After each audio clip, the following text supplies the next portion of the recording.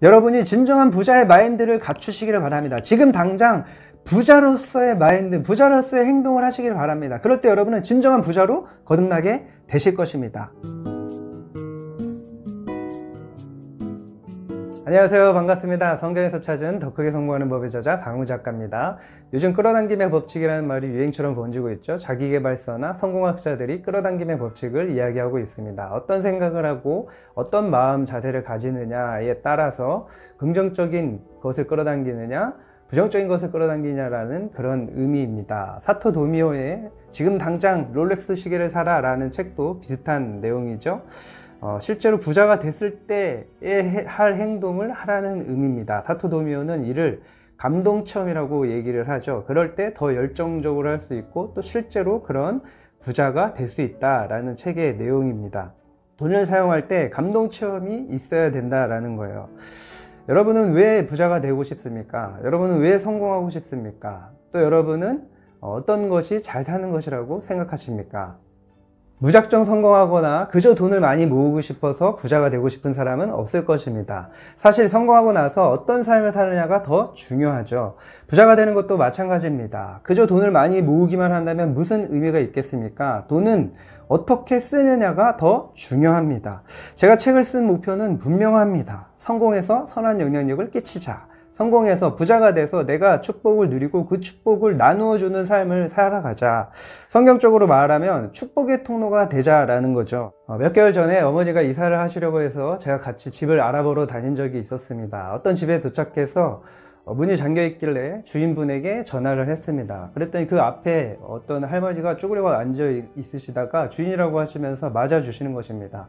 그래서 집을 열어주셔서 집을 보면서 그 할머니와 주인분과 이런저런 대화를 나눴습니다.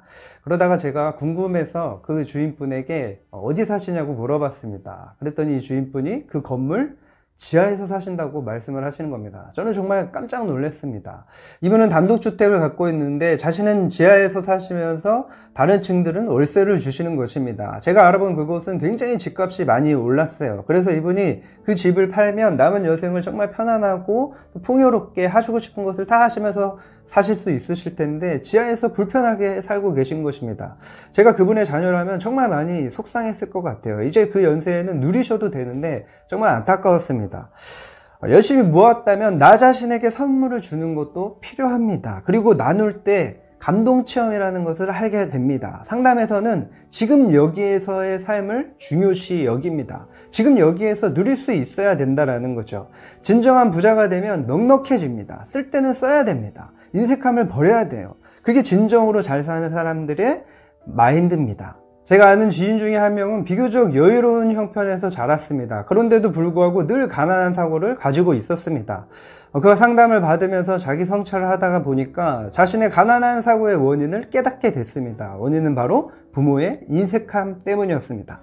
어린 시절 그의 아버지는 사업을 하셨다고 합니다. 그런데 늘 사업이 잘 안 된다, 요즘 경제가 너무 안 좋다, 그런 말을 입에 달고 사셨다고 합니다. 용돈을 주실 때도 꼭 아껴 써야 된다, 내가 얼마나 돈을 힘들게 벌고 있는 줄 아니? 라고 말씀하시면서 회사 사정이 어렵다고 계속 말씀을 하셨다고 합니다. 당시에 IMF 사태를 맞이한 때여서 그는 아버지의 말을 곧이곧대로 믿었습니다. 그러던 어느 날 아버지가 어머니의 생신 선물로 고가의 명품 가방을 사주셨다고 합니다. 그때는 아버지가 사업이 어려우신데도 불구하고 어머니한테 정말 생신 선물을 드리려고 무리를 하셨나 보다, 이렇게 생각을 했다고 합니다. 그런데 얼마 후에 아버지가 더 고가의 외제 자동차를 매매하셨다고 합니다. 차가 몇 년 되지도 않았는데 외제차를 사신 거예요. 그때 그는 아버지에게 배신감을 느꼈다고 합니다. 알고 보니까 아버지의 사업이 그렇게 어렵지 않았던 것입니다. 오히려 사업은 잘 되고 있었습니다.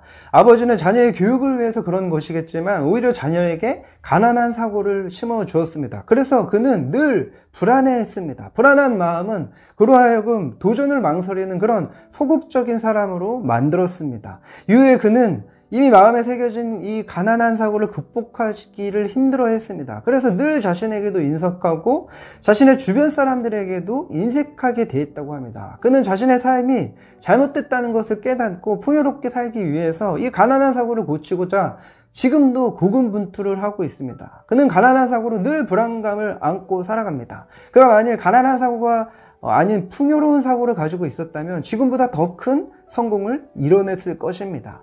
최소한 삶의 질이 지금보다는 풍요롭고 행복했을 것입니다. 반면에 제가 아는 또 다른 지인은 가난한 가정에서 자랐습니다. 그런데 그 가난한 사고를 극복하고 풍요로운 사고를 가지게 됐습니다.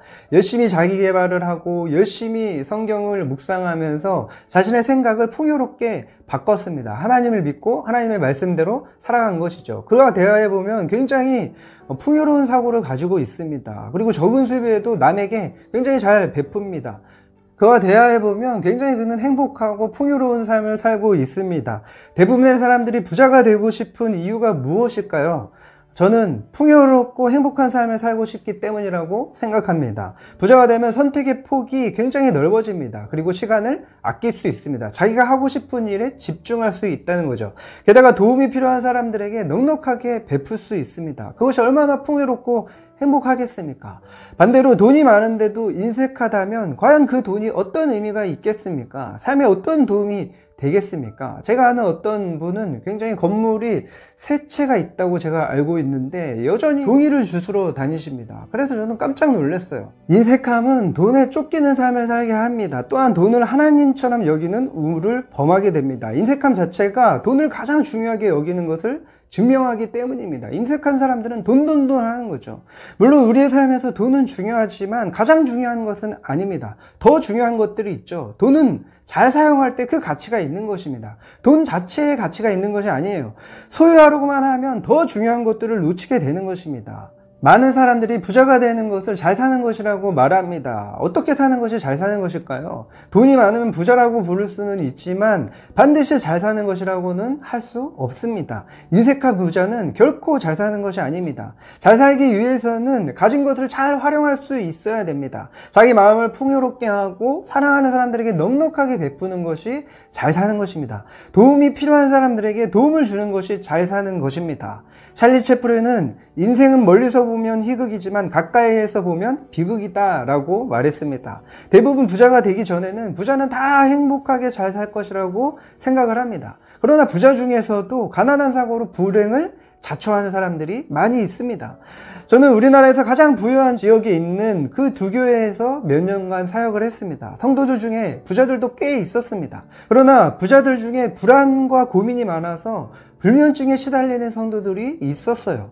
제가 보기에는 그 정도 재산이면 어려울 것이 전혀 없을 것이라고 생각이 되는데 그렇지가 않았던 것입니다. 물론 그들이 인색했다는 것은 아닙니다. 그들의 걱정에는 여러 가지 이유가 있을 것입니다. 천석군에게는 1000가지 걱정이 있고 만석군에게는 10,000가지 걱정이 있다라고 말하죠. 그런데 전문가들은 연구 결과 우리가 걱정하는 것의 90%가 실제로 일어나지 않는다라고 증명을 했습니다. 그렇기 때문에 생각을 바꿔야 되는 것입니다. 믿음으로 긍정적인 확신을 가져야 됩니다. 그럴 때 진정한 부자가 될 수 있습니다. 돈은 잘 사용할 때 가치가 있는 것입니다. 저는 지금까지 성경에 있는 성공하는 법에 대해서 다루었습니다. 성경이 말씀하는 성공은 인색한 삶이 아닙니다. 자기만 하는 이기적인 삶도 아닙니다. 베푸는 삶입니다. 무엇보다 참된 성공은 풍요롭고 가슴 설레는 삶입니다. 하나님 크기의 성공을 꿈꾸면서 하나님을 본받는 삶입니다. 하나님은 어떠십니까? 하나님은 우리 모두에게 아낌없이 주시는 분이십니다. 심지어 당신의 독생자 아들 예수 그리스도까지 우리를 위해서 주셨습니다. 하나님처럼 우리도 주는 삶을 살아야 됩니다. 하나님의 뜻대로 달란트를 활용하는 삶을 사는 것이 성경에서 가르쳐주는 성공입니다. 달란트를 활용해서 자신도 풍요를 누리고 타인에게 선한 영향력을 끼치는 삶이 바로 진정한 성공한 삶입니다. 그것이 진정한 부자가 아니겠습니까? 재산만 많은 것이 아니라 의식이 부유한 진정한 부자가 되어야 됩니다. 물론 자기 자신을 위해서도 잘 쓰십시오. 그러나 인색함을 불러오는 가난한 사고를 버리고 풍요로운 사고로 거듭나야 됩니다. 예수님은 성경 누가복음에서 이렇게 말씀하십니다. 주라, 그리하면 너희에게 줄 것이니 곧 후히 되어 누르고 흔들어 넘치도록 하여 너희에게 안겨주리라. 그리고 또 이렇게 말씀하셨습니다. 주는 것이 받는 것보다 복이 있다. 우리에게 복을 주신 분이 진정한 복은 주는 것이라고 말씀하십니다. 그것이 진정한 부자로 거듭나는 것입니다. 여러분이 진정한 부자로 거듭나기를 간절히 소원합니다. 여러분이 진정한 부자의 마인드를 갖추시기를 바랍니다. 지금 당장 부자로서의 마인드, 부자로서의 행동을 하시길 바랍니다. 그럴 때 여러분은 진정한 부자로 거듭나게 되실 것입니다. 오늘도 영상 끝까지 시청해 주셔서 감사합니다. 구독, 좋아요, 댓글, 그리고 공유 꼭 부탁드려요. 지금까지 성경에서 찾은 더 크게 성공하는 법의 저자 강훈 작가였습니다. 여러분, 더 크게 성공하세요.